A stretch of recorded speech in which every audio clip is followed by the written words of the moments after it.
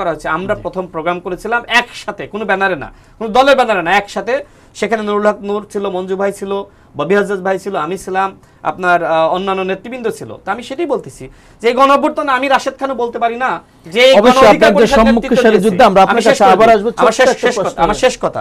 তো আমি এইটা বলবো, এইটা ছিল একটা স্বতঃস্ফূর্ত আন্দোলন, স্বতঃস্ফূর্ত গণঅভ্যুত্থান, ছাত্র জনতার নেতৃত্ব, এবং সেই নেতৃত্বের মধ্য দিয়ে গণঅভ্যুত্থান সফল হয়েছে। ভাই যে কথা বললেন যে জামাত নেতৃত্ব দিয়েছে বলে আজকে বিএনপি ক্ষমতায় আসার সুযোগটা পেয়েছে, এই কথা আমি মনে করি যে তার বলা আসলে একদমই অনুচিত, এবং তার কাছে কোনো তথ্য প্রমাণ থাকলে তিনি দেখাবেন। অ্যাসাইনমেন্টের কথা তিনি বললেন, দেখেন বাংলাদেশে যদি আধিপত্যবাদ এবং আগ্রাসনের বিরুদ্ধে যে নেত্রী সব থেকে বেশি কথা বলেছে তিনি দেশনেত্রী বেগম খালেদা জিয়া।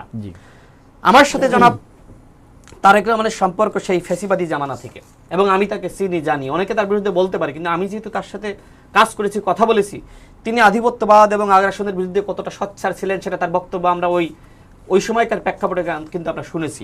এমনকি শহীদ প্রেসিডেন্ট জিয়াউর রহমান তাকেও যে